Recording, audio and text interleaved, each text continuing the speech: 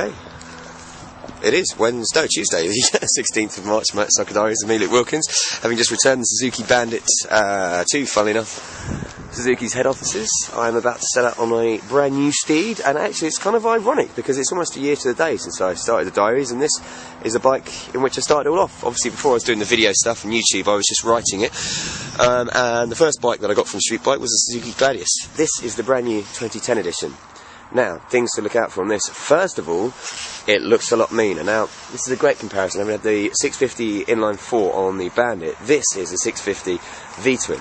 But first up, differences in looks. There's a black and green one at work that you probably always see in the Diaries, and it's kind of like tank and colour. That's all it was, a bit two-tony. This, look at that chassis exposed, almost reminiscent of the Ducati Monster. A lot more kind of silver and chrome on, and with that exhaust there having the chrome and the black plastic effect, looks good. Double-sided swing arm. V-twin engine, as I mentioned, it definitely looks leaner, tauter, and simply better than the old Gladius, to me anyway. Still got the same kind of headlight front unit. This is pretty much brand new. I think it's got 10 miles on, some new tyres, and literally going to have to take it easy because I want to run it in. But she does look quite tasty, doesn't it? What I remember from this bike last time was that it didn't feel like a V-twin. It wasn't lumpy, very smooth, and there's a lot of technology Suzuki use to going to get that effect. Again, to make it more forgiving, to make it more fun, but it has got a lot more torque. Compared to the Bandit I've just got off, this will feel a lot more immediate, I'm guessing.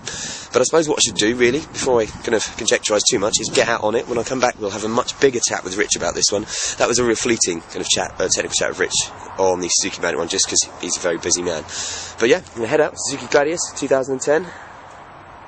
Take it back to Birmingham, good hour and 15 minutes, see how we do.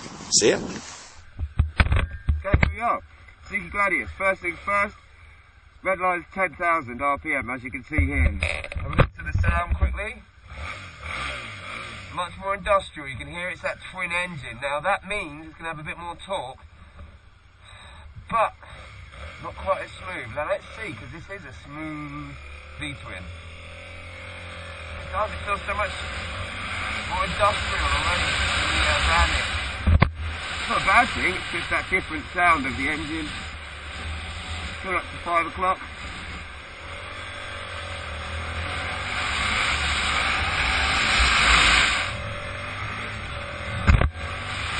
Okay, immediately it feels like you are really riding that. A lot more torque on that back wheel. It is smooth, which is really surreal for a V-twin. A lot of punchy power.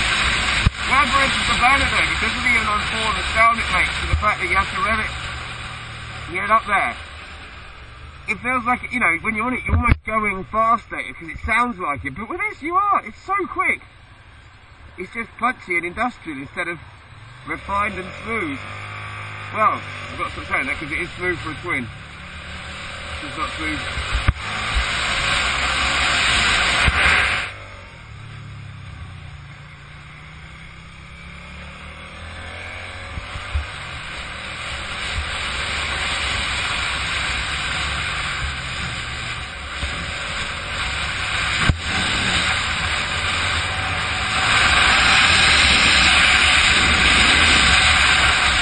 Okay, home on the Suzuki Gladius 650 twin from Suzuki's head office in Milton Keynes to Birmingham, literally hour on the dot. That was a really nice little ride back here. First things first, the rucker suit, heated gloves, just like to point out, it's probably about 9 degrees out there today, very windy, a lot of wind chill obviously. I'm fine. Those heated gloves keep your hands really warm. They don't make them too hot either, like sometimes you get heated grips and it can be too warm. So that was a brilliant journey. Right, now let's just give you a little look around this. First up, Gladius, as I mentioned earlier, looks differently.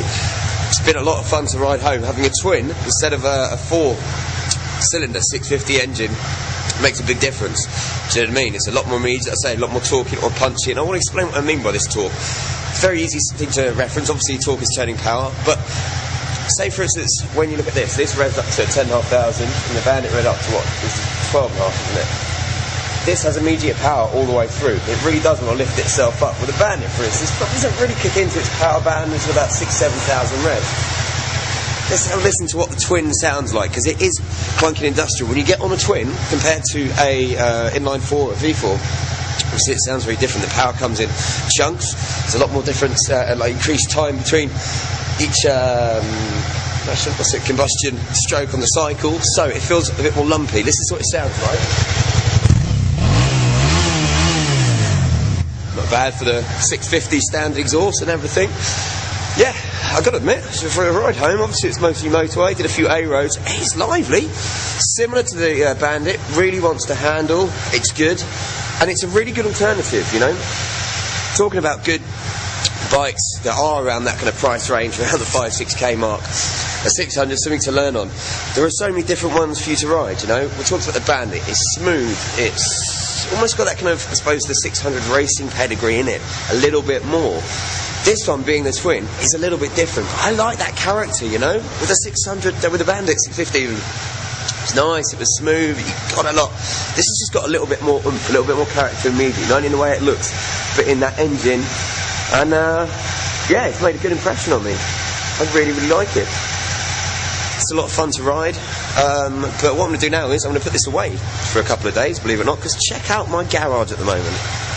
Rocket 3 Roadster, Ducati 1198, Honda VFR 1200, B-King. So what I'm going to be doing next is VFR tomorrow. Finish my little review on that, because I've really, really enjoyed that.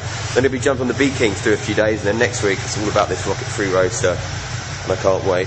And I might sneak out in Ducati every now and again. So, Gladius made a really good first impression. I'm going to put that back under wraps now. If you are, as I say, thinking about buying a Gladius, definitely test drive this, Bandit, Hornet, simply because it's a very different riding experience being a twin. But I personally, the more and more I ride twins, apart from the fact that when you get on them it does feel, so I keep using the word industrial, but it does feel a little bit uncouth, not as refined as inline 4.